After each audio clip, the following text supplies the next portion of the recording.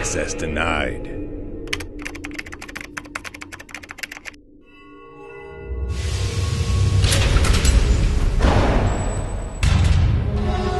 Welcome to Access Granted. Welcome to another episode of Access Granted. I'm your host, John Compton, and today I'm going to take you inside Full Sail Brewing Company right here in Hood River, Oregon. Check out how they do things. So let's go inside and meet Jamie, the brewmaster. All right, this is where everything starts. This is the mill room. Essentially, beer is made up of 4 ingredients: malt, hops, water, and yeast. And these are a selection of the malts that we use in the beer. Pale malt, which is the base of all beers, at least ones that are all malt, like Full Sail. Okay. Crystal malt, which is the same thing, but roasted a little darker. It has some caramel flavors to it. And then something like chocolate malt, which, even though it says chocolate, is essentially just a dark roasted malt. It tastes a lot like espresso beans. Oh, okay. So relative color, that is a color of 2. This is a color of 40, and this has a color of 500. So in any blend, you can get any color you like. So all of that comes in here first? In the big weigh bin, each recipe has got its own mix. Okay. And then the malt gets ground, and that's in this apparatus like there, a mill. It's milled. And so that's what it looks like after milling. And what we're going to do in the brew house is we're going to convert the starch that's here into sugar. Okay. To make the basis of the beer. So now, Wow. all that ground malt coming in from the mill room is coming through that tube into that white container over there, the far one. All right. And all that ground malt stored then, it's already ground. And then it comes up with that drag conveyor through a hydrator where we add water. And we can mash in that whole, say, 12,000 pounds in about 15 minutes and mix it with water. Really? And it goes into this vessel right here, which is the mash tun. But what you're doing is you're bringing that water and malt mixture through temperature steps. And by controlling the temperature, we can control the amount of fermentability.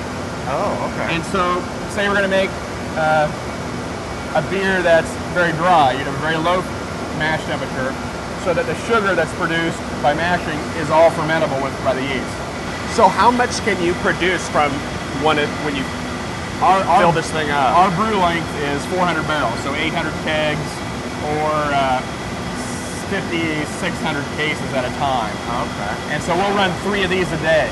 Okay. Then it pumps into here in this vessel behind us. Oh, okay.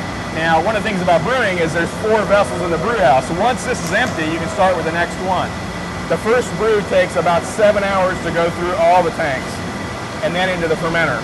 And so then after that, you can do a beer basically every 3 hours after that. So this thing behind us is basically, it's a lauter tun. Okay. It's a giant strainer. Okay. It's 19'6" across, and there's a false bottom in it, a wire screen, and you leave all the husk material in there, and you collect all the liquid. And so that's this right here. You can see the liquid. Oh, okay. Okay? Sure. So they're running off into the kettle, the brew kettle, and they'll start rinsing hot water over that to collect all the sugar that's left in that porridge mix and just leave the husk, right? That's what you want. You want to get everything else out. And then the husk, once it's empty and dried, that goes out for cattle feed out back in the collection vessel. Oh, really? Yeah, so it goes to cattle feed. Oh, okay. So then the liquid that we're boiling, they're filling right now, okay? So this is the process of filling the kettle, and it will be basically up to that copper disc when it's full. And there's a giant percolator inside, and so this is where you basically make finished wort.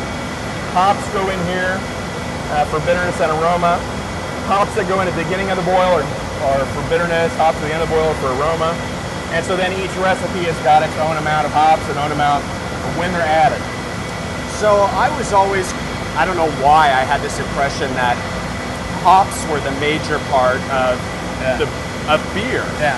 And is that a general misconception?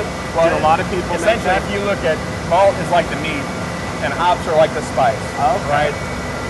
They're the salt and pepper and garlic, right? Where you got the meat is coming in there, Gotcha. because without the malt you wouldn't have alcohol or carbonation because you need the sugar. Okay. But without the bitterness of the hops and that aroma, the beer would be very syrupy and sweet, and so you would miss it right away.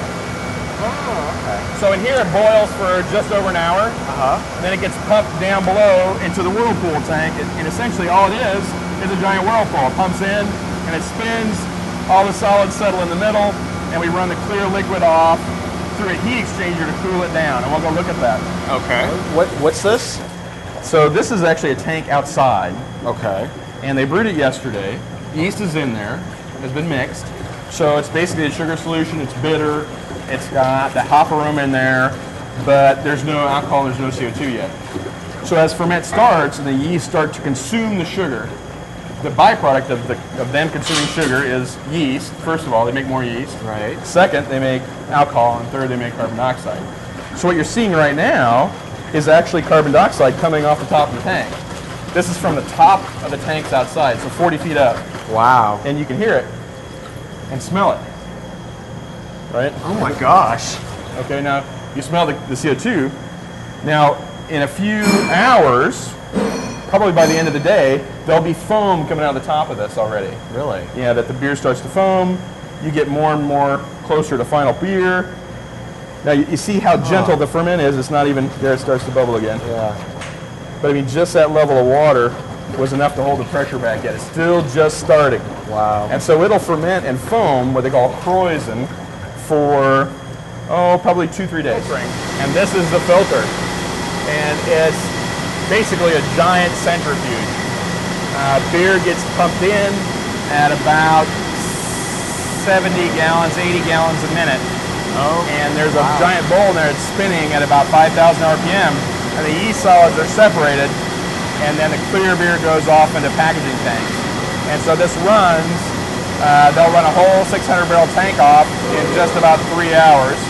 So 18,000 gallons, and boom, the clarity coming out of that is draft beer clarity. Really? So every beer you guys do comes through here? Yep. So from the centrifuge, then from the fermenter, the beer is cold, it gets filtered through that one pass centrifuge, and then it's put in these tanks, bright beer, bright tank. Okay. And so then each tank gets a release data. The brewers are showing that, so then the guys on the bottling line can make adjustments to the counter pressure on the beer filler to make it fill right. Oh, all right. So we have 2 tanks. Each one can hold 650 barrels. They're running off of this tank right now, and that's the next beer then. They'll either start it today or tomorrow. Come this way. After the break, we'll see how Full Sail gets bottled and packaged for distribution.